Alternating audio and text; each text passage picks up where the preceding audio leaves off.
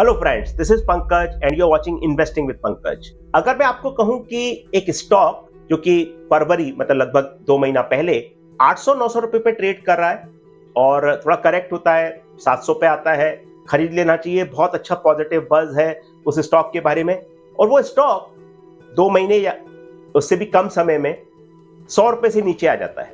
It's an example that how investors should not outsource their due diligence and their thinking and how they think about investment is। आज हम बात करने वाले हैं जेंसोल और उसके लर्निंग्स की।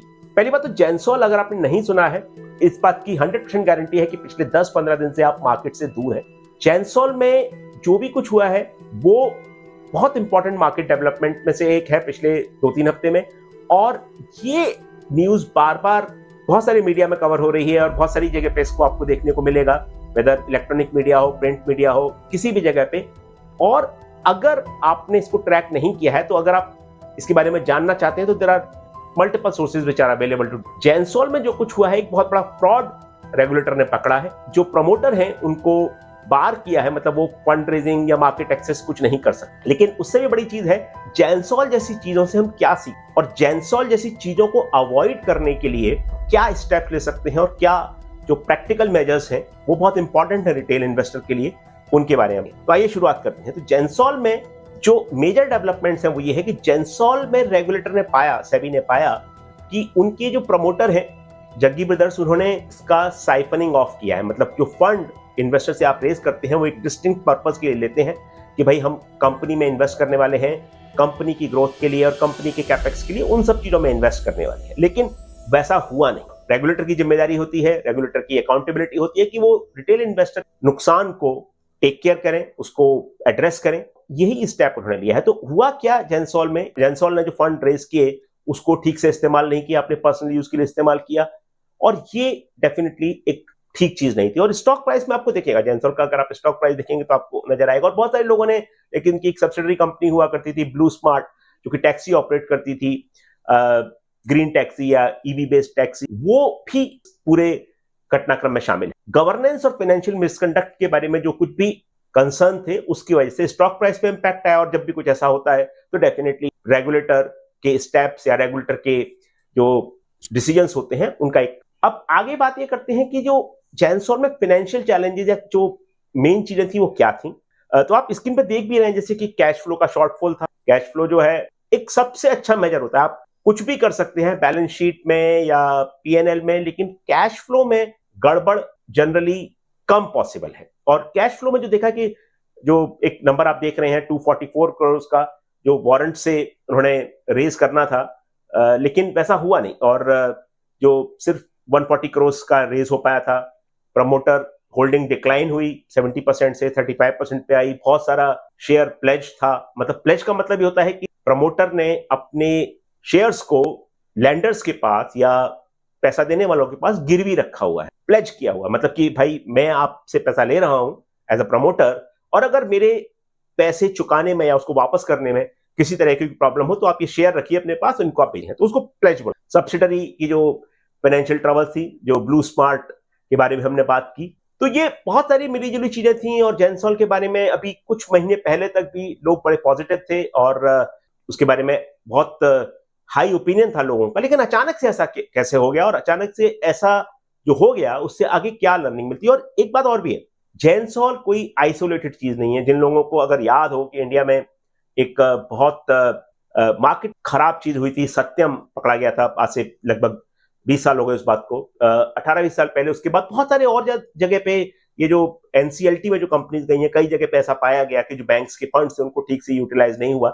एक और एग्जांपल था जो कि क्रॉम्पटन ग्रीव्स, एक बड़ी जानी मानी कंपनी हुआ करती, और अभी उसके फिलहाल 2 पार्ट्स हैं। एक सीजी इंडस्ट्रियल जो कि ट्रांसफॉर्मर और उन सब बिजनेस में है, और दूसरा एक कंज्यूमर प्रोडक्ट जो कि फैन और उस तरह की चीजें बनाते हैं। लेकिन वो एक पहले कंपनी ज्वाइंट हुआ करती थी, वो सब काम इस तरह करती थी। लेकिन उसमें भी इस तरह की चीजें आइडेंटिफाई हुई जहां पे कि जो जिस तरह से रिप्रेजेंटेशन किया जाता है, जिस तरह से फाइनेंशियल रिपोर्ट की जाती है, वहां पे बहुत सारे प्रॉब्लम्स आइडेंटिफाई हुए थे और वो इंपैक्ट आया था। तो मतलब ये कोई आइसोलेटेड चीज नहीं, हर समय में हर एरा में इस तरह की चीजें देखने को आती है। और एक बहुत पुराना एग्जांपल है जो कि आज से 25 साल के आसपास हुए होंगे, जब एनरॉन एनरॉन एक कंपनी थी यूएस में, और एनरॉन में जिस तरह का घटनाक्रम हुआ था कि बहुत सारे फ्रॉड, बहुत सारे फाइनेंशियल मिसकंडक्ट के एग्जांपल्स वहां पे मिले थे। तो कहने का मतलब है कि हर टाइम पे हर जगह पे ऐसी चीजें होती रहती है, लेकिन इन्वेस्टर को किस तरह से इन्हें अवॉइड करना है, ये एक बहुत इंपॉर्टेंट चीज है। तो जेंसॉल है,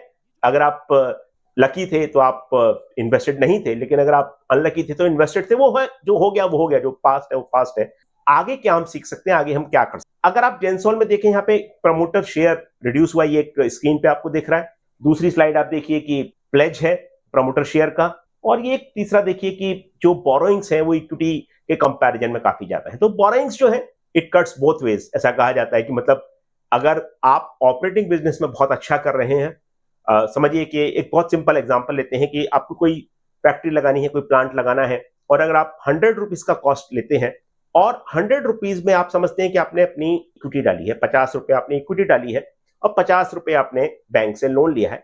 बैंक के लोन को सिंपल समझते हैं कि भाई आप 10% की कॉस्ट समझ लीजिए, और इसका मतलब यह है कि 50 रुपए पे आप 5 रुपए इंटरेस्ट देंगे। समझिए 25 रुपए कमा रहे हैं उसमें, ठीक है। तो 25 रुपए में से आपने 5 रुपया दे दिया, तो आपको कितने पैसे बचे? 20 रुपए बचे आपको। मोटा मोटी 20 रुपया जो आपने कमाया, आपने 50 रुपए के इन्वेस्टमेंट पे कमाया। तो आप कहेंगे यार ये तो बहुत अच्छा है, लोन और ले लेते हैं। तो ये एक एग्जाम्पल अगर देखें कि अगर आप समझिए 80 रुपए का लोन ले लेते हैं, तो आप 8 रुपए इंटरेस्ट में पे करेंगे, कमाएंगे तो 25, तो 17 रुपीज आपने कमाए 20 रुपीज के इन्वेस्टमेंट में। तो जो रिटर्न थी, जो कि आप 20 रुपए कमा रहे थे, 25 माइनस 5, वो 50 रुपए के बेस पे कमा रहे थे, तो आप 40% का रिटर्न कमा रहे थे। और आपने जैसे ही लोन को बढ़ाया, आपका रिटर्न बढ़ गया 25 minus 8 which is 17 rupees on a base of 20 rupees, because that is what your investment is. 80 rupees you have taken as loan.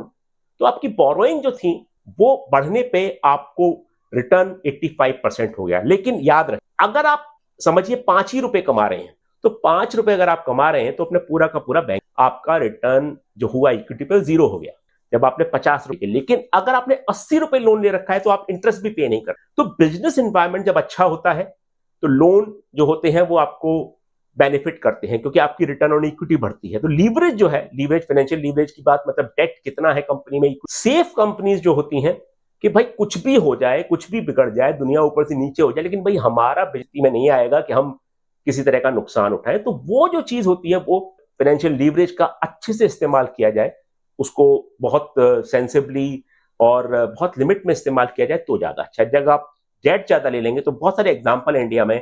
अगर आप देखें कि जो पिछले 15-20 सालों में अगर आप पढ़ेंगे तो बैंक का एक बड़ा क्राइसिस हुआ था एनपीए का, तो बहुत सारा रोल इस बात का था कि बहुत सारी एंटिटीज ने काफी एग्रेसिवली लोन ले रखे थे, और बिजनेस एनवायरनमेंट जब खराब हुआ तो वापस नहीं कर पाए, तो बैंक्स का नुकसान हुआ, वो कंपनीज डूब गई। एक बड़ी लंबी स्टोरी है, वो कभी और बात करेंगे। लेकिन मोटा मोटी ये है कि अगर आप देख रहे हैं कि बैलेंस शीट में लीवरेज बहुत ज्यादा है तो सावधान रहिए, वो आपके लिए नुकसानदायक हो सकता है। तो अब जो रेड फ्लैग है अगर आप देखना चाहें तो कहेंगे कि जैसे फ्रीक्वेंटली टॉप मैनेजमेंट में चेंज हो रहा है, सीएफओज बदल रहे हैं। सीएफओज अगर बदल रहे हैं तो क्या मतलब कुछ ना कुछ गड़बड़ है, ये आपको बहुत नोटिस करना पड़ेगा। स्टेबल अगर कोई कंपनी में अगर आप उस तरह की फ्रीक्वेंट मैनेजमेंट चेंजेस नहीं देखते हैं, that is a good sign. Social media पर बहुत ज्यादा फोकस है, छोटे छोटे इवेंट को भी बहुत बड़ा करके दिखाया जाता है। कोई छोटा सा इवेंट हो, समझिए आप, मैं आपको एग्जांपल देता हूं, कोई कंपनी 500 स्टोर्स ऑपरेट करती है और एक स्टोर खोल रही है और बोले मीडिया में तामझाम हो रहा है, बड़ा बहुत उसके बारे में बात की जा रही है, बहुत चर्चा की जा रही है, दैट इज अ प्रॉब्लम। फिर बहुत सारे इन्फ्लुएंसर्स को यूज करके, सोशल मीडिया को यूज करके अगर उसको प्रोजेक्ट किया जा रहा है इस तरीके से, तो वो एक नेगेटिव चीज है, वो एक बहुत प्रॉब्लमेटिक चीज, लीगल वायलेशन हो रहे हैं किसी तरह के, देखने वाली चीज। अगर आप और देखें कि जेंसॉल कैसे अवॉइड किया जाए, जो हम बात कर रहे हैं, पहली बात सबसे इंपॉर्टेंट चीज, ड्यू डिलिजेंस जो है, किसी भी कंपनी के बारे में जो स्टडी है और अध्ययन है और उसके बारे में रिसर्च है, आप आउटसोर्स नहीं। एक बहुत ही one of my favourite quotes is you can not outsource, मतलब आप सोचना जो है वो आउटसोर्स नहीं, आप बाकी कुछ आउटसोर्स कर दीजिए, बट सोचना आप आउटसोर्स नहीं कर सकते, डिसीजन मेकिंग आउटसोर्स। आप कभी ये नहीं सोच सकते कि भाई बाकी लोगों ने ड्यू डिलिजेंस किया होगा तो मैंने भी कर लिया। आप समझिए कि ये मैं जो एनपीए क्राइसिस की बात कर रहा था, बहुत सारे प्रोजेक्ट्स ऐसे थे, कंसोर्शियम ऑफ बैंक्स ने लोन दे रखा, मतलब 7-8 बैंक मिलकर लोन दे रहे थे। और अगर हर एक आदमी ये एज्यूम करे, हर एक बैंक ये एज्यूम करे, अगर 7-8 लोग करें तो गलत नहीं कर रहे होंगे ना। लेकिन फिर भी ये हुआ कि बहुत सारे ऐसे प्रोजेक्ट्स में प्रॉब्लम था, ड्यू डिलिजेंस बराबर नहीं से नहीं किया गया। मतलब ये कि कोई क्या बोल रहा है आप सुनिए, लेकिन अपना ड्यू डिलिजेंस, अपनी रिसर्च खुद की। Thinking can not be outsource. You should not outsource your thinking, you should not outsource your decision making. That is extremely extremely important. Decision की ओनरशिप आपकी होनी चाहिए, क्योंकि पैसा आपका लग रहा है, आप किसी और का पैसा इन्वेस्ट नहीं कर रहे हैं, आपका खुद का पैसा इन्वेस्ट हो रहा है। मार्केट डिसीजन को खुद लीजिए। उसके बाद कंपनी के बारे में जो ऑफिशियल और अनऑफिशियल जो चीजें आती हैं, न्यूज आता है या उनके ट्रांसक्रिप्ट होते हैं जो कॉन्फ्रेंस कॉल की, उनको पढ़िए। बहुत सारी रिसोर्सेज अवेलेबल हैं। आप अगर एक्सचेंज पे जाएंगे, कंपनी के डेवलपमेंट्स, उनके इन्वेस्टर प्रेजेंटेशन, उनकी ट्रांसक्रिप्ट, सब कुछ आपको अवेलेबल रहेगा। पढ़िए उसको, समझिए उसको, जानिए। मैनेजमेंट के चेंजेस जैसे हमने बात की, उनको एक्टिवली ट्रैक की। उसके अलावा ऐसी सब जगह पे अवॉइड करिए देखिए प्रमोटर शेयर। देखिए कोई प्रमोटर अगर उसका 70% स्टेक है किसी कंपनी में, तो आप कह सकते हैं यार इंटरेस्ट ब्रॉडली अलाइंड है, राइट। कंपनी का शेयर प्राइस अगर 100 से 200 होता है और 70% 70% आप होल्ड करते हैं प्रमोटर, तो आपको 70% का फायदा हुआ। लेकिन किसी कंपनी में प्रमोटर इंटरेस्ट आप पाते हैं कि 20%, 30%, 40% है। मतलब जैसे जैसे प्रमोटर होल्डिंग कम होगी कंपनी, उसके बारे में आपको और सावधान रहने की जरूरत है कि हो सकता है कि प्रमोटर का इंटरेस्ट कंपनी के इंटरेस्ट से उतना अलाइन नहीं है। ज्यादा promoter holding is always good sign, always a positive sign. बार बार की फंड रेजिंग, बार बार equity dilution is a negative sign. Peer का परफॉर्मेंस कंपेयर करिए। हमने क्रॉम्पटन की बात की है, एक बारे में एक बड़ा पर्सनल स्टोरी है जो कि मैं आपके साथ शेयर करूंगा कभी किसी और वीडियो में। एक बहुत अच्छा एग्जांपल है, उस समय की बात है जब मैं एनालिस्ट हुआ करता था और वो स्टॉक कवर करता था। And again you might think that I'm boasting, but I was the only analyst put a sell on that stock. That was the time when I used to work with UBS. And Crompton, everybody has a buy on. Everybody, पूरा street जो था, पूरा market था, उसके बारे में bye था, उसके वो गुणगान किए जाते थे। लेकिन I was the only analyst who put a buy on that. Sorry, who put a sell on that, मतलब कि ये स्टॉक आपको बेच देना चाहिए। और क्या कारण था कि पीयर ग्रुप के साथ परफॉर्मेंस उसका कंपेयर किया। जब पीयर ग्रुप के साथ परफॉर्मेंस कंपेयर किया तो पता चला कि यार कुछ गड़बड़ है।